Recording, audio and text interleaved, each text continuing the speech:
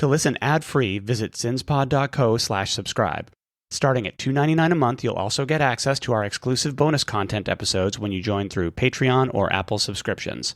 Thanks for supporting the show. Hello, everyone. We hope that all of you are having a warm and enjoyable holiday season, celebrating with family and friends, or not if that's your jam. Next week, we will be bringing you our annual holiday episode, Missing at the Holidays, and sharing with you some of the updates and stories of missing people from around the country, in the hopes that someone knows something and comes forward with new information. For our subscribers this week, we will be covering the story of Emma Cusack, a teen girl who was arrested for murdering a 36-year-old man in a hotel room at the Luxor last year, and the details of the crime and her arrest left us with many questions, including the fact that the media said that the two of them were on a date. If you're interested in hearing that, head over to sinspod.co/subscribe and you can join our Patreon, or you can join Apple Podcast subscriptions. We just sent out our special holiday cards to thank our subscribers, and we really appreciate all of your support. Back in October, I was a guest for the monthly True Crime Podcast training webinar with Melissa and Whitney from Navigating Advocacy and hosted by Haley Gray, the founder of the True Crime Podcast training course. The topic was empowering language, which you've heard Shaun and I mention a few times on the podcast. We won't spoil it here, but it was really fun and interesting, and you'll definitely learn something. So let us know what you think. You can always email us at podcast@sinsandsurvivors.com.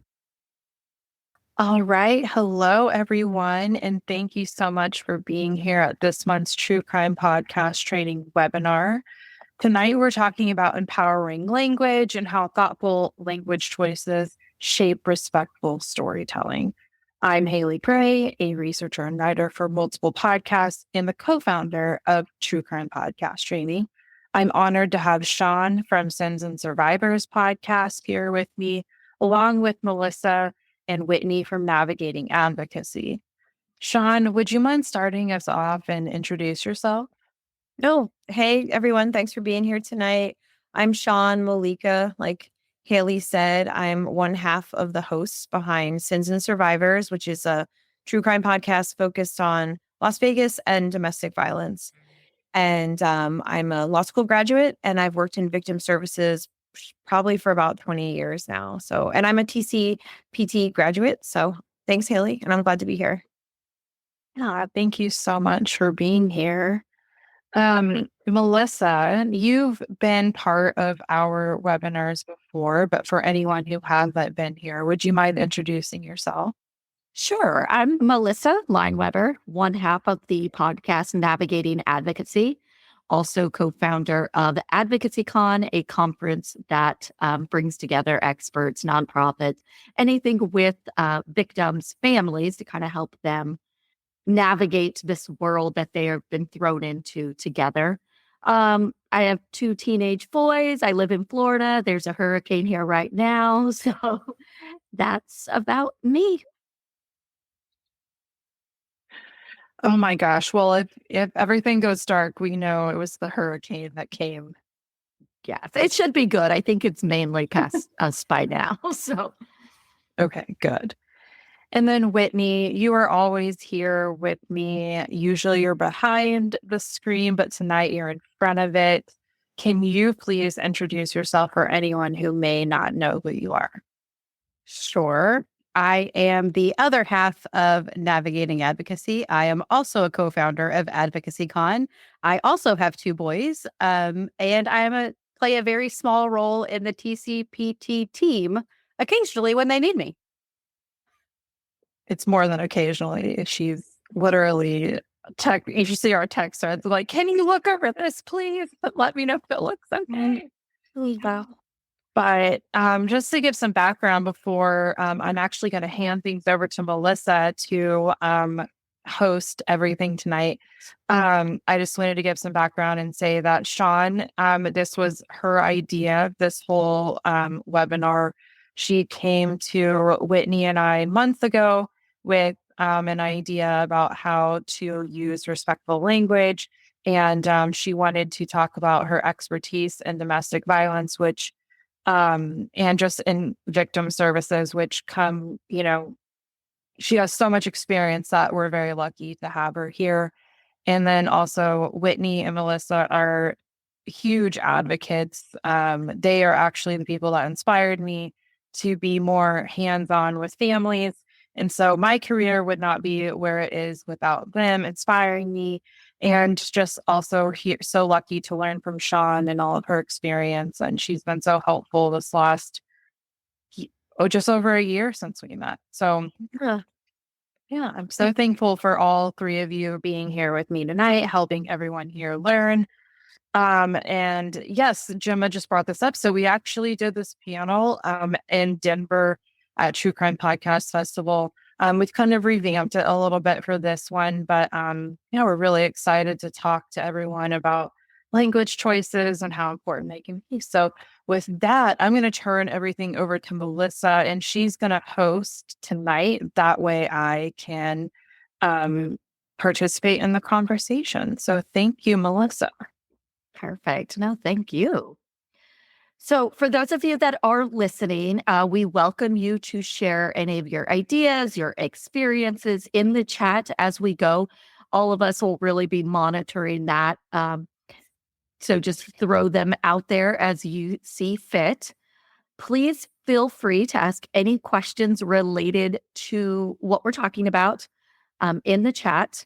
However, if you have any questions that aren't exactly related to whatever we're talking about, we will have a Q&A at the end for you to ask those general types of questions. So let's start off by talking about what people first language is. Haley, what is this type of language and why is it so important? Yeah, so people first language, it's all about putting the individual before their circumstances. So it's a way of reminding ourselves that people aren't defined by what's happened to them or any of the challenges they face. For example, instead of saying a drug addict, we could say a person with a substance abuse disorder. Or rather than saying a schizophrenic, we'd say a person with schizophrenia. And this may seem like a small change, but it's actually a really important part of storytelling. It helps us honor the dignity of victims and their families by keeping the focus on their humanity. And again, not by what's happened to them or a diagnosis they may have or a challenge they faced, anything like that. Again, it just helps us focus on the person and who they are. And when we're using people first language, we're acknowledging that they're more than their experiences. They're real people with real lives, loved ones, and stories that deserve respect and empathy. And all of this is a simple shift that can make a big difference in how we approach and understand true crime stories.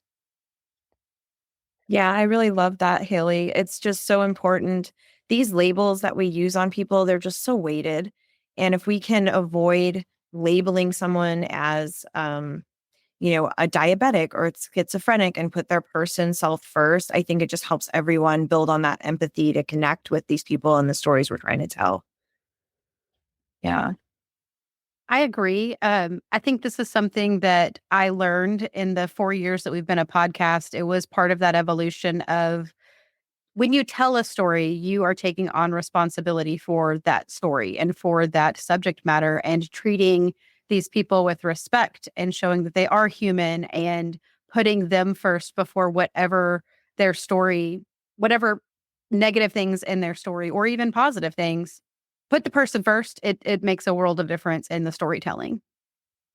Right. I think when you say like like that person's a schizophrenic, like that's what people are going to immediately focus on and not the fact that they're actually a person and their person comes before their diagnosis or challenges or things like that. So it is definitely something that I think I still catch myself in, but it's just, I think what we want everyone to take away from this is just to be mindful of what you're saying. Like, you're not going to be perfect. None of us are perfect. I think we all say at least one thing that we're like, oh, I really got to work on that, So, but it's just about being mindful and just remembering that we're trying to put the person first. And had some other examples here that I wanted to bring up. So there are other words that can kind of have, like a negative connotation again with like when we say a drug addict, that usually has, a stigma to it. But, other things that we could change when we're talking about respectful language instead of ex-convict or, something like that, or an ex-felon. You could say a person with a history of incarceration or a formerly incarcerated person. And that just puts it on like they are a person, that's their past. We can separate the two. And, instead of, this is a big one that I think a lot of people in the true crime field have made changes, but we don't really say prostitute anymore because that, again, has negative connotations to it. So you could say a person involved in sex work or a person who has engaged in sex work. It gets a little tricky. I don't know if any of you have dealt with this before, but if you're working on a case where somebody is charged with prostitution, that's literally the like crime. And so it can be a little hard to know how to word that. But again, just trying to remind people that it's, a person and then whatever is going on. Yeah. So One those that are just, Yeah, sorry, Haley. One that popped up for us quite a bit, and this is something that I've noticed in the Austin community where I live. We have a ton of unhoused population here in Austin. And when we first worked with Vlad's family, Vlad at Casal's family, he was a big part in the unhoused community. He volunteered there. He worked there. He was unhoused for a time being, and could potentially still be a member of the unhoused population. And I think that that was a big one for me because I've heard homeless so much my whole life, transitioning to member of the unhoused or member of the unsheltered community was really, it was one of the light bulb moments for me. Yeah, yeah, some of those definitely. words are so they feel so heavy with like the weight of stigma or just assumptions. We've worked on this like our whole life, right? We're all kind of part of the same generation. We've seen our language and what's acceptable evolve over time, and I think it's great for all of us to continue to be in that evolution. Like you said, none of us are perfect in this, but we're always taking in new information and trying to do better and be better. And I think that's a great example of that, Whitney. Just how, if we label someone as homeless, it gives people pictures in their mind of what that looks like, what kind of person they are. So if we can flip it around and describe it as someone who's experiencing being unhoused, it just kind of pulls that stigma off of them. And then you can like really see somebody like Vlad come through and not be weighed down by stereotypes. Right. That's so true because, somebody experiencing homelessness, like that that could be completely different for a lot of people. Like I don't know if anyone else feels this way, but I love Reddit because you can see so many people's experiences. And I've seen things where people are like, I'm part of the homeless community and I live out of my car. Like I have a 9 to 5, 40-hour job week, but I can't afford to have a home. And so I live out of my car. And so it really is a spectrum of things. And we don't want to, just like put people in a box and again, make those assumptions of how somebody's living. So I really like having these conversations with people because I always learn something new. Like Whitney said, before we did the project with Vladek's family last year, I probably didn't say unsheltered community or experiencing homelessness.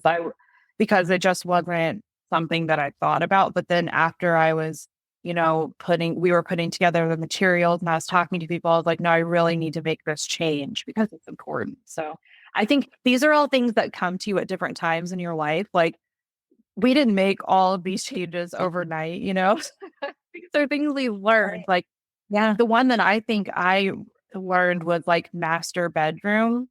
That came with the Black Lives Matter movement. And I learned that master bedroom has like racist connotations to it. And I think we'll talk about this later, but that was one where I was like, oh my gosh, that's an easy fix. I just say primary, So, but that came one time and the unsheltered community came at a different time. So I will quit blabbing. For that. No, we love it. We're all still like students. We're all listening. We're all like, what's Haley talking about? Love it. Love it. It definitely it shows that there's a person more than just that one circumstance of their life. That's what I love about taking away those labels, because that's one aspect of their life. It doesn't define who they are.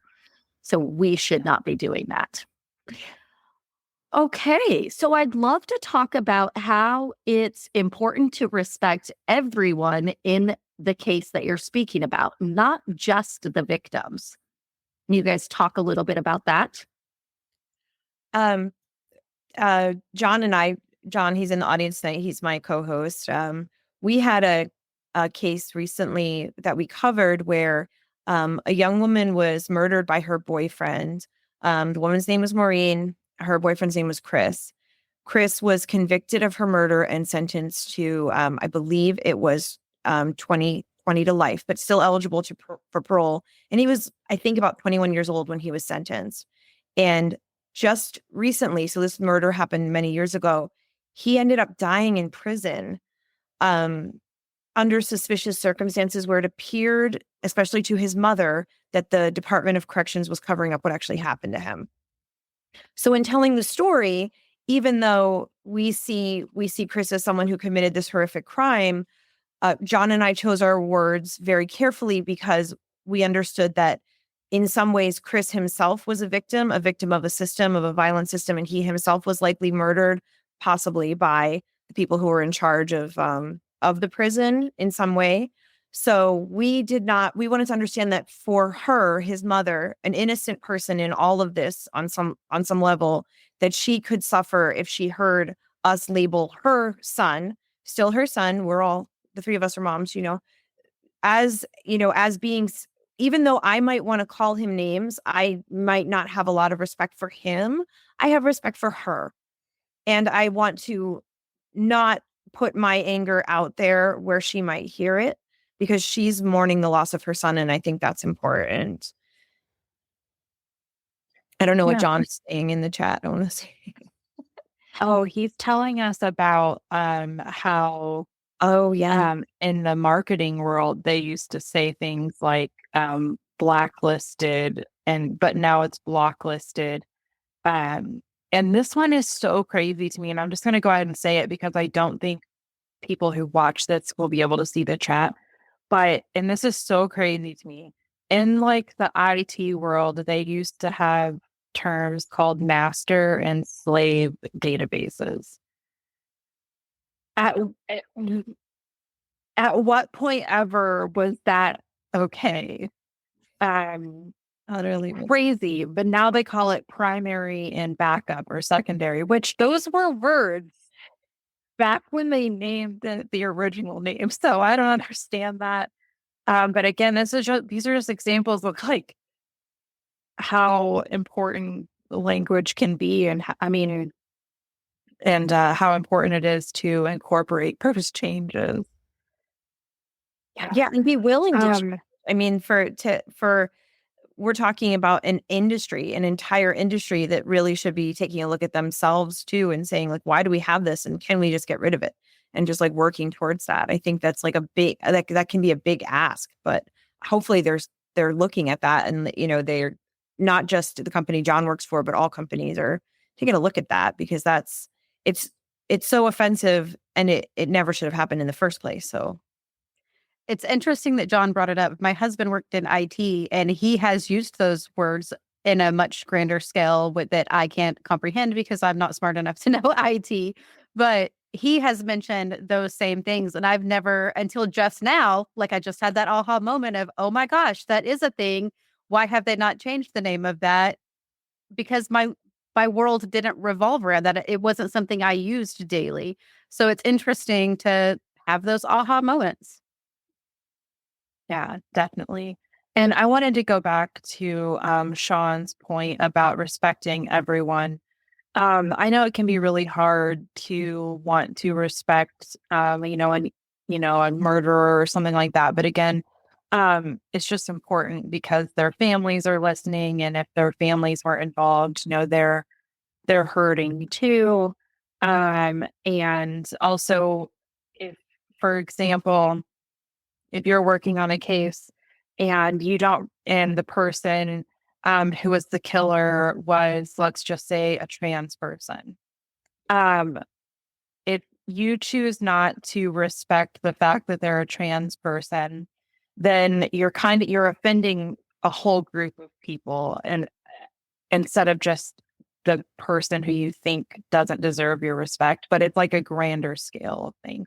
I don't think I'm able to put this into words very well, but basically it's like, it's not just that one person that you're attacking and being negative about, it's everyone. And so that's why we just have a blanket rule when we're working to just be respectful to everyone. And then you're being respectful to everyone. So anyway, I don't think I'm wording that well, but No, but you're doing great. Yeah, you're doing great. You're not, just because this person had made poor decisions and did these horrible actions doesn't mean you have to be negative about that person. You could easily harm a entire subset of people that you didn't mean to by putting this person down because they have they're transgendered, or maybe they have a specific character trait. Maybe they have brown hair. Who knows? You could easily harm someone unintentionally just by putting down the perpetrator. Yeah, definitely. Now I'm all for, you can, be rude, like say rude things about their actions, what they did. But when it comes to, who they are, who they identify as, or any of those things, it's just not appropriate. So I guess that's my take on it. All right, let's talk about using trauma-informed language. When would you use this? How would you use it? And why is it important? This anecdote that I shared on the panel is partly what inspired me to approach you all to put it together, because where I was working at the time for a domestic violence agency, we were all working on just cleaning up our language and trying to get rid of all the violent idioms that we use every day. Because you just never know who you're talking to, and it just might not be appropriate, and it could be traumatizing. So like things like hold her feet to the fire, or I'll take a stab at it, or um I wish you would just kill me. I'll shoot you an email. Yeah, I'll shoot you an email, like things like that. Because we just have so many expressions, and if you think about them, or you like kind of turn your ears on and you're like ready for them, you'll see them come up all the time. And we just, as an agency, kind of challenged ourselves to kind of stop using that language as much, because it's violent when it's just inappropriate. You're talking to someone who may have experienced something violent, and it's just not the kind of environment you want to set as like a baseline, where you're just kind of using these, you don't have to hold a gun to my head kind of expressions. It's really interesting how many exist in our American idioms. Are they called idioms? I think so. Expressions. I think I also Way with harder. That's a great one, Whitney.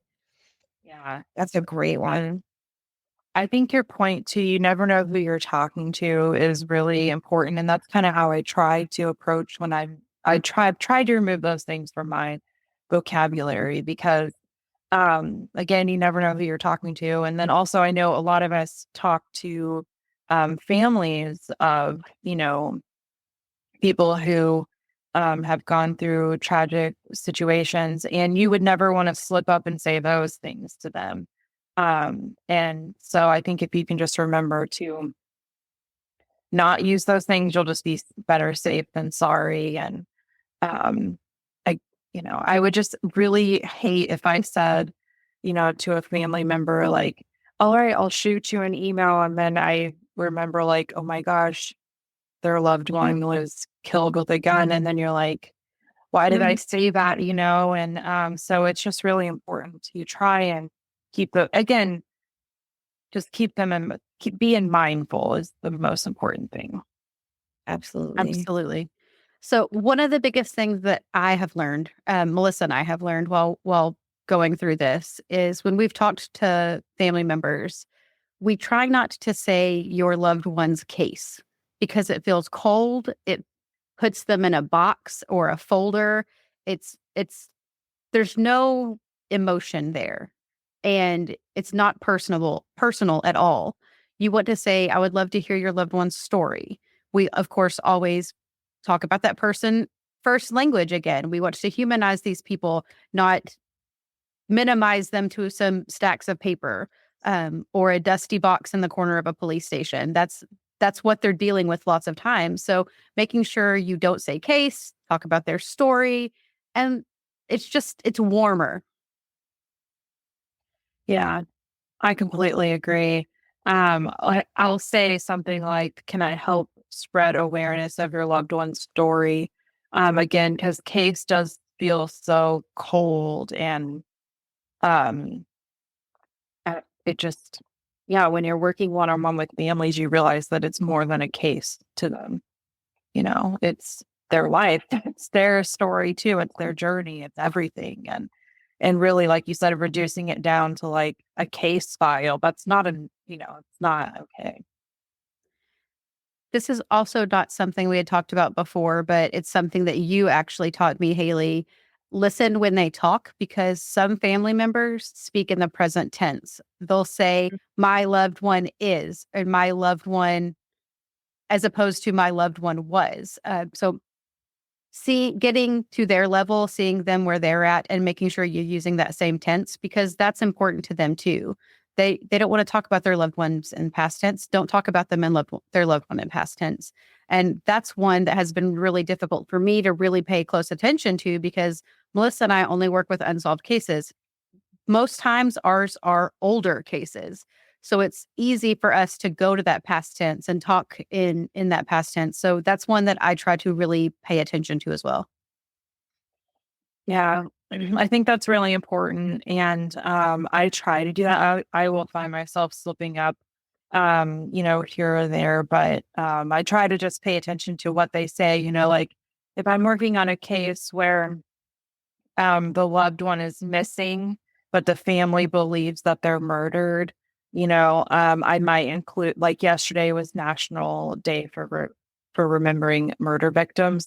And I included a couple people on there who are technically still missing, but their families know that they were murder victims. And so I feel like that's okay because that's how the family feels. But if a family feels like that loved one is still out there alive, I would never do that, you know. So it's just paying attention to what families say. And also going back to what we talked about earlier with people first language, if you are working with someone and they do call themselves a schizophrenic or they call themselves a drug addict, I think it's okay to use those words, but let people know like this is how they refer to themselves. Or you could I know, Melissa, you talked about this, you put a disclaimer, because Melissa and Whitney, if you haven't listened to the podcast, they include audio from interviews in there. And so they'll put a little disclaimer that's like, this is how I'm going to refer to the person because this is respectful, but you'll hear them refer to it this way or something like that. So I think just really paying attention to how people talk about themselves or their loved ones and then kind of go from there is okay too. Agreed. So are there any other negative words that we should all avoid or try to avoid using? Let's break out the list. The list. I try to stay away from things from like sensational phrases that would be like brutal murder or horrific crime. I try to stay away from those and kind of use neutral terms by just saying like the homicide or the crime. And this just helps maintain a focus on the facts of the case and not sensationalizing them because isn't every murder it's brutal and it's horrific, so I don't think we need those little disclaimers on there. And also it just kind of feels gross. Like in my mind, whenever I'm working on an episode, I try to think if the victim's parents were listening to this, what would they think? Would that be upsetting to them? Would they like to hear those words being used to describe their loved one's death? So I just try to stay away from that. that's just one example. I'll let other people provide some too. I was thinking about suicide, how we've worked to stop saying the person committed suicide, and we'd rather say they died by suicide. Because when you put commit in front of it, it's like we say you committed a crime, you committed an assault. It sounds as if what they did was criminal.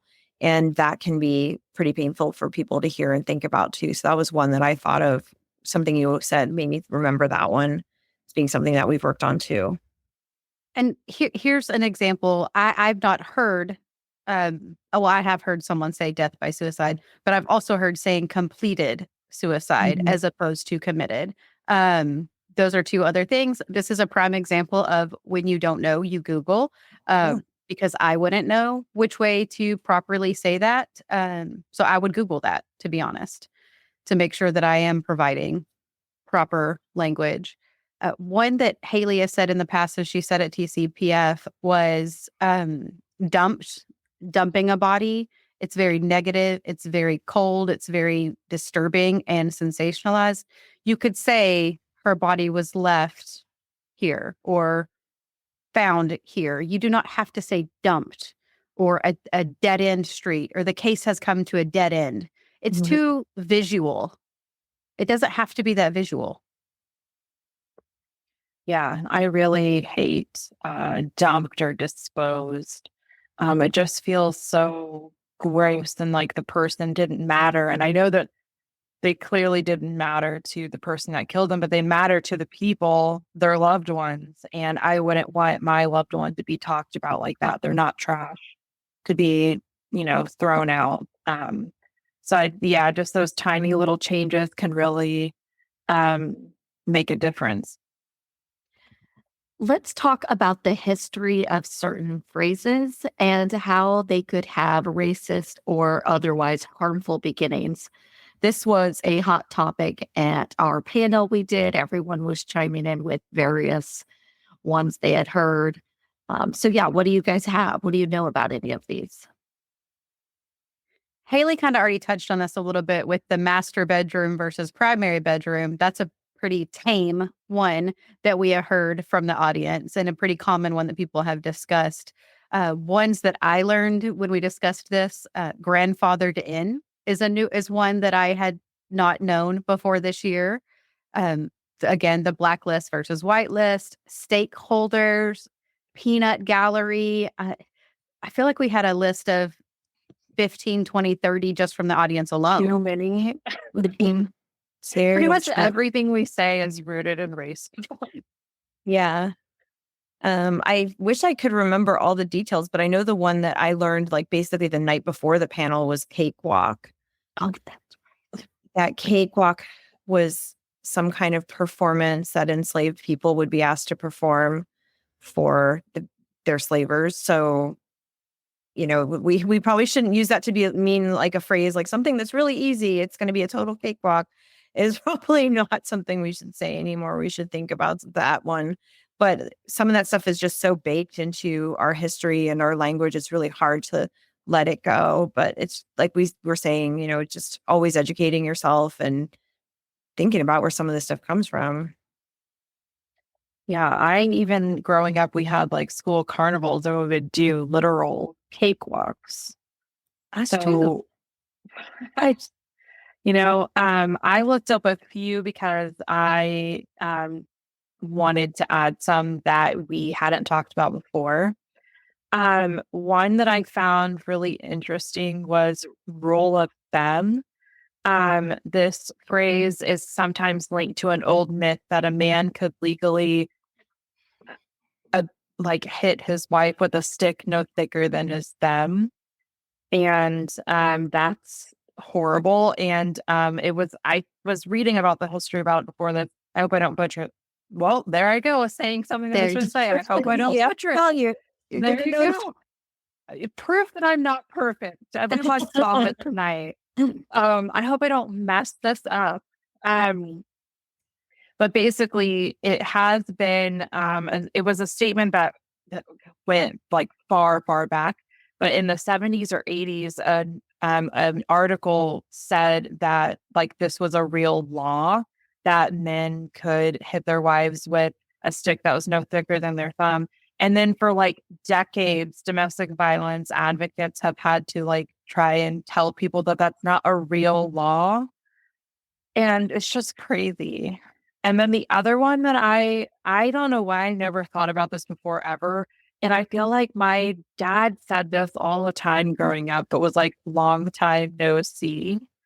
And or no can do. And these phrases have origins in the way that Indigenous and Chinese people's English was mocked in the 19th and early 20th centuries.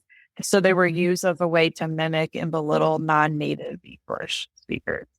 And once you learn that, it makes sense, right? Yeah. Holy moly. I'm so embarrassed because when I see someone, I would say, like, long time no see, but now I am going to try and not see that anymore. Wow. Wow.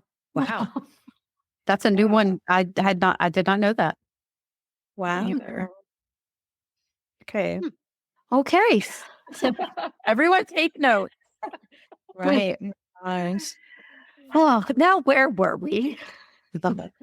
Let's see. So are there any other phrases or anything like that that you guys can think about or that you guys can think of that we should be talking about? Did we kind of miss any? We sometimes talk about trailer park. Oh, yes. That there's really no need to describe where someone lives as being like a trailer park or that they live in a mobile home, because similar to like some of those words we talked about, like schizophrenic, it like gives you a picture in your head about what this person's life is like, and maybe that's not fair, that's burdening them, because we have so many stereotypes about things like that.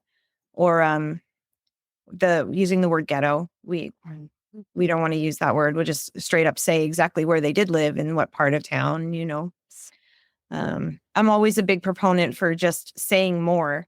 Don't apply the label, just say what you're trying to say instead of the label. You don't have to call someone an alcoholic. You can say their families observed them hiding bottles of liquor around their house, or what, the things that might cause someone to reach that conclusion without labeling someone. So I might say that they lived in the southeast part of town or in the older part of town. I might say that, but I wouldn't want to label their life by saying they lived in the ghetto. I would never say that. We use a lot of geographical description as well. Like you said, the southwestern corner of the town or north of a major highway that runs through the town, just to kind of give a general idea, but also pulling in statistics from the area of, okay, these streets or this neighborhood experienced a 10% higher level of crime rate. That's a statistic. That's a fact. That's not labeling and that's not stereotyping. It's easy to describe a neighborhood with those facts. Yeah. Rather than like labeling it in a certain way that people think, oh, I think I know what it looks like. Life looks like there. We can actually tell them what life might look like there. Yeah. Yeah, exactly. Some that I try not to use would be like OCD or bipolar, or, oh, they're crazy, or, oh, they're psycho, or, oh, I don't hear this one as much, but like schizo. But using these mental health terms to describe like everyday behaviors, like some people be like, I'm so OCD about my desk. That really minimizes the experience of people who are actually diagnosed with, OCD or diagnosed as schizophrenia or bipolar, being like, oh, you're so bipolar, when their mood shifts, like that's just offensive to people who actually do live with those conditions. But again, you're applying those, assumptions that you have about bipolar people or people who are diagnosed with bipolar. You're, putting all of those things on them. And not every person who has who has been diagnosed with bipolar has like major, mood swings like that. And it doesn't work the way that people are trying to apply it and things like that. So it's just better to use different words, like Shaun was saying, like just describe them the way that you would. Don't use some sort of term, to define them. Like, you, instead of saying, I'm so OCD about my desk. You could say like, I'm detail oriented or I'm particular, because just because you like your desk to be organized doesn't mean you're OCD. And we don't want to be reinforcing those stereotypes that you're talking about by almost like diagnosing people with our words by labeling them in those ways. Yeah, exactly. I think it also goes back to you saying like, instead of calling somebody an alcoholic, you can just describe the behaviors that they were having, because unless you're, a psychiatrist or a psychologist, like you probably shouldn't be saying those things unless, you're like, this person was diagnosed and you read that in an article and it's important to the story, then included. But Yeah. Just like you said, prostitute versus sex worker. There's also, illegal immigrants. That's an undocumented migrant. There's different ways to say things. I also think it's important to think about how the wordage has changed. For instance, we no longer use child pornography because pornography is a word that is now, the connotation behind pornography is that it was willingly given in most cases. Children can't do that. So now that's called child sex abuse material. Hopefully this doesn't affect your website, Haley. I didn't think about that before I started talking about this topic. Hopefully they won't ding you on that. no, Being not out there. it's an important one to bring up because I feel like that is a new one that people are trying to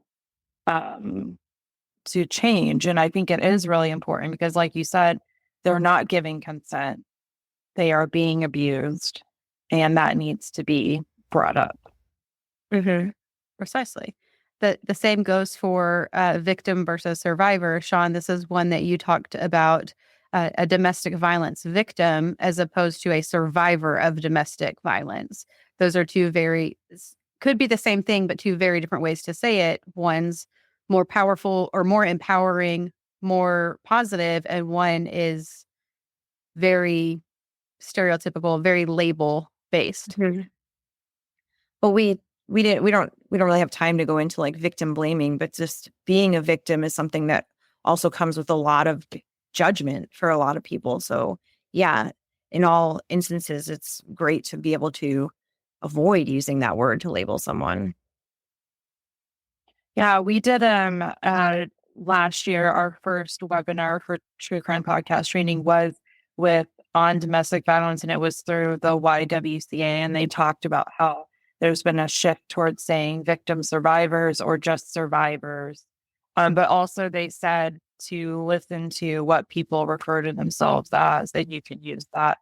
But I think you were telling us, Shaun, that there's also some people don't even like to say domestic violence. Some people like to say, is it interpersonal? Yeah, interpersonal violence or relationship violence or dating violence, to be more specific, because I think the word domestic, I mean, in the laws where I live, it kind of encompasses any violence that happens between any family members. So that could be child parent or, adult parent, older adult, like just anything that could happen within a family unit or a house. And I think most of the time when I say domestic violence, I'm thinking about two people in like a romantic relationship.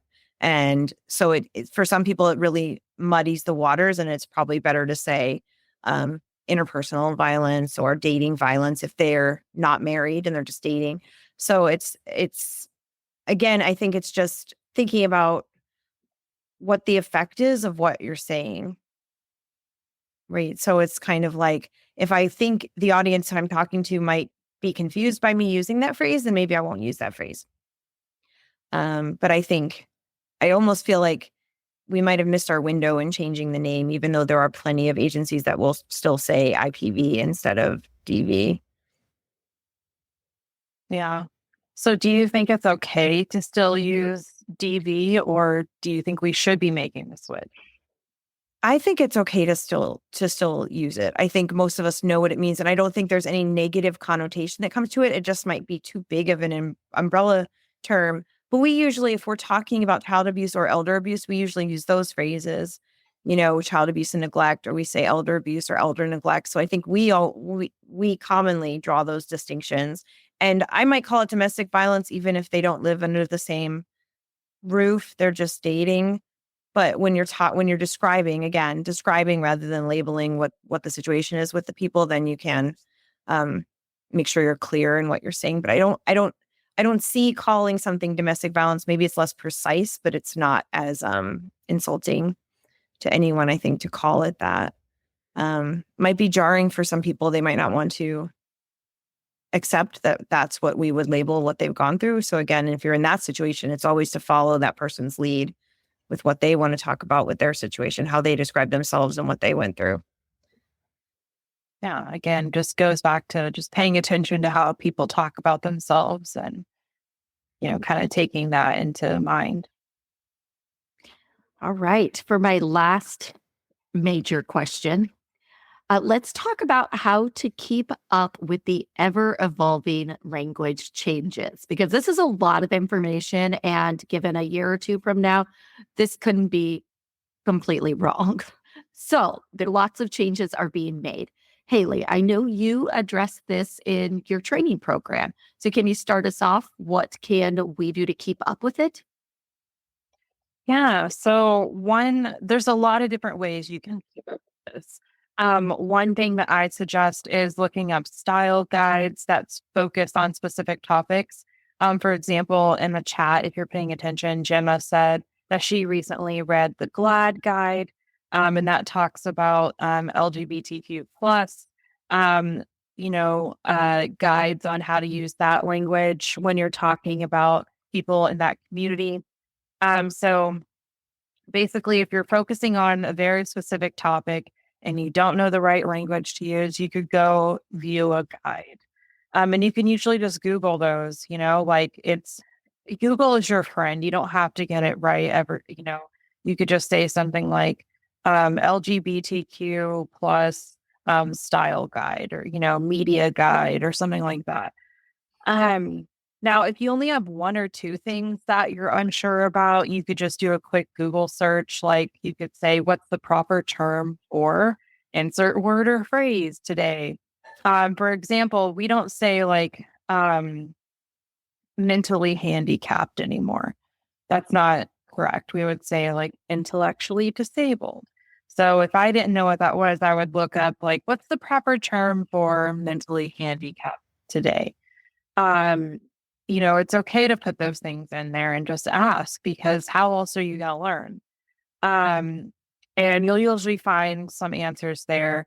But if you're working on a project that has just a bunch of different things that you need to consider and the style guides aren't working for you and you're really nervous about not getting it right, you can always hire a content advisor. And they can help you make sure that your language is accurate and respectful. But in the end, it's all about just learning to adapt and being willing to make changes. So Google, I think in the end, the moral of this whole video is that Google is your friend. Also, your peers. Ask your peers. I know Melissa and I are part of probably, 15 different group messages where we have put in there, hey, we're working on a case. This is the scenario. How would y'all phrase it? Is this correct? Am I doing anything wrong? Because we have a wide variety of peers that have been in this industry a lot longer than us, who may have different careers. Like Shaun is well versed in the interpersonal violence now, and I have lots of questions about that because I don't know. I that's not my skill set. So just being willing to ask the questions also is important. Yeah, absolutely. And I am in my little bucket, but I am lucky to have peers that have been doing this for much longer and have a lot of experience. So it's always great to just reach out to someone and just say, am I on the right track here? Or I completely agree. I've even messaged Haley questions about my kids' homework when I'm not quite sure what they should be writing in an essay. So it I didn't think helps. of that. Yeah. All right. Awesome. Okay, so let's go ahead and hold the Q&A. So please leave your questions about really anything appropriate in the chat. While you're typing those out, Whitney is going to share an amazing handout that she made. If you were at TCPF, surprise, it's the same one. It's similar.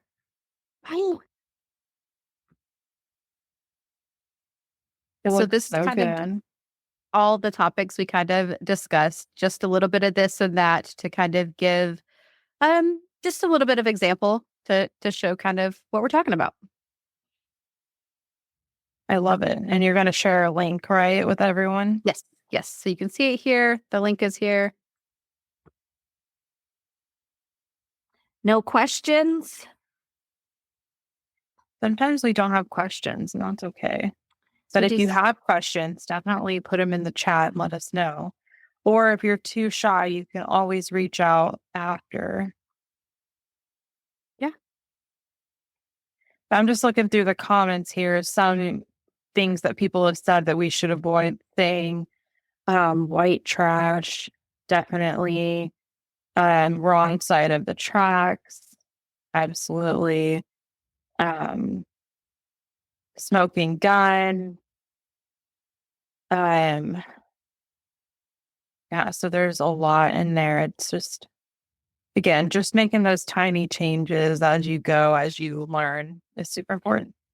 Mm-hmm. Here is a question. Is there ever a time that being vague in our descriptions disrespectful to a victim's memory or family? I don't think so, as long as you're just trying to be respectful. Sometimes you may want to not bring up certain things about a victim because you don't want people to judge them. For example, if I was working on a case where the victim was a sex worker, but they weren't killed, their murder didn't have anything to do with them being a sex worker, I probably wouldn't bring that up. Not because I think there's anything wrong with being a sex worker. I'm absolutely okay with that. And if I was listening, I wouldn't judge the victim. But there are people out there who would. So I would just I'd be vague about that. Just because I'm trying to protect anyone thinking badly about the victim. Because again, my whole thought process behind the podcast is that I want people to care about the victim when they leave. And unfortunately, not everyone is going to not think badly about the victim. So I think it's okay. What do you guys think about that? So I think if it's not pertinent to the case, just like you were saying, if it's not vital information that has to do with what happened to this person, it's definitely best to leave it out. There's no need to say anything that, you're right, might get people judging, because you would be surprised at people that listen to even these true crime podcasts that will judge the victim probably just as harshly as they do the perpetrator. And so anytime that we can shine a spotlight on everything good that person did, I think it's much better. We also always let our families listen to the episodes before they go live. So if they didn't like any aspect of it, we could definitely change it prior to it going live, which kind of helps, but it's also it's still nerve-wracking when the family listens. But I think the only risk might be in a missing persons or unsolved, where if you think you yourself make a judgment call that you think a certain detail about a person's life is not relevant, then maybe leaving that detail out could actually be relevant to how they disappeared, because you're like, oh, I don't want to describe them as being part of the unhoused community because I really think people might judge them for that, but that might actually be a lead for someone, or lead someone to remember that they saw them or encountered them at some point. So I guess that would only be like the risk. I don't think it would be disrespectful to the family, but if your goal would be to generate leads about something, there might be certain facts that you have to kind of include, even if you're a little nervous about doing that or you're concerned. I always think that's the tricky one. Yeah, I think with unsolved, you should include as much as you find, just because you never know what might, cause someone to remember something important. So if it was an unresolved case, then I definitely would include all of that. But then again, using that person first language, and trauma-informed language, like you can't always not include that information. Sometimes you do have to bring it up, but then you do it respectfully and you don't focus on it and you just continue on because the victim was a sex worker. That was just their profession. They had everything else about them that you can still talk about. You don't need to focus on that part. Precisely. Yeah. All right. I'll give my hosting duties back over to Haley. All right. Thank you so much for hosting, Melissa. And thank you to Shaun and Whitney for being here with me tonight. Is there anything else that you all would like to talk about before we leave? I'll just mention that October is Domestic Violence Awareness Month. Speaking of domestic violence, and I know that Haley and Whitney and Melissa can talk a little bit about the projects they're doing, but our podcast will be doing a whole month of special episodes, having some feed drops from our partner nonprofit, or not nonprofits, oh my gosh, partner podcasts to talk about different cases. So I think we're going to be doing 10 episodes next month.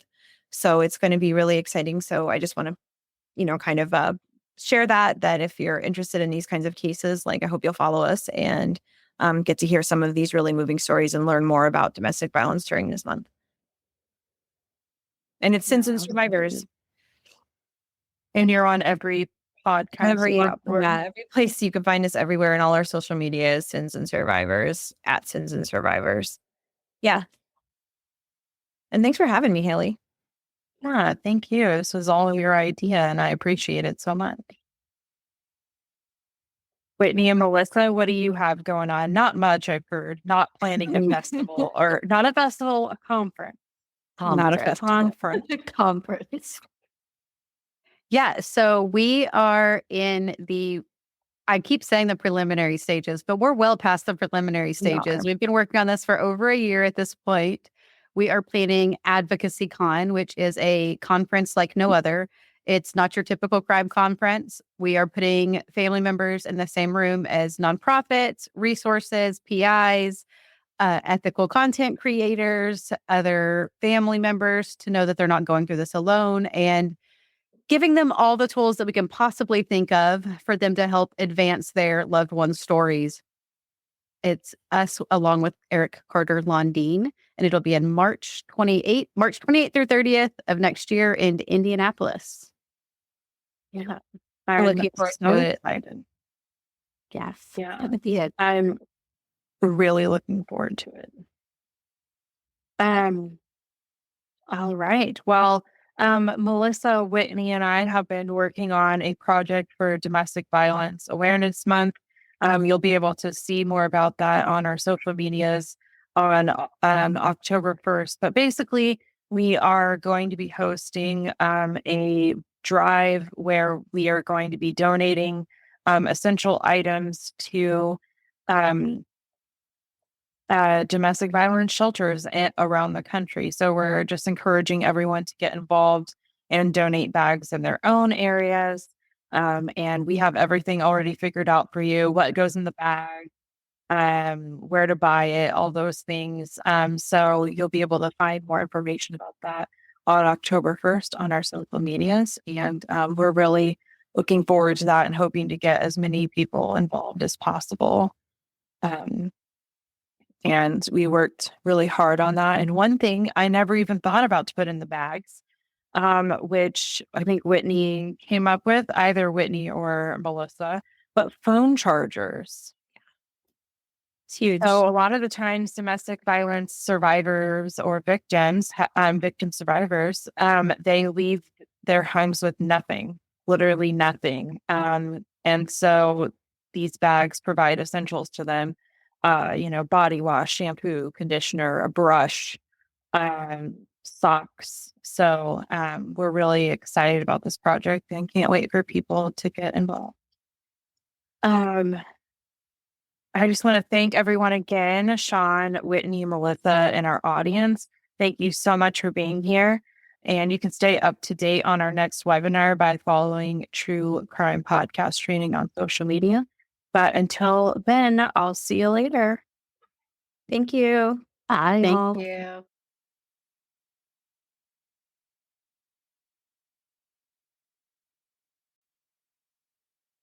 Thanks for listening. Visit sinspod.co/subscribe for exclusive bonus content and to listen ad-free. Remember to like and follow us on Instagram, Facebook, TikTok, and Threads at Sins and Survivors. If you're enjoying the podcast, please leave us a review on your podcast platform of choice. You can contact us at questions@sinsandsurvivors.com. If you or someone you know is affected by domestic violence or needs support, please reach out to local resources or the National Domestic Violence Hotline. A list of resources is available on our website, sinsandsurvivors.com. Sins and Survivors, a Las Vegas true crime podcast, is researched, written, and produced by your hosts, Shaun and John. The information shared in this podcast is accurate at the time of recording. If you have questions, concerns, or corrections, please email us. Links to source material for this episode can be found on our website, sinsandsurvivors.com. The views and opinions expressed in this podcast are solely those of the podcast creators, hosts, and their guests. All individuals are innocent until proven guilty. This content does not constitute legal advice. Listeners are encouraged to consult with legal professionals for guidance.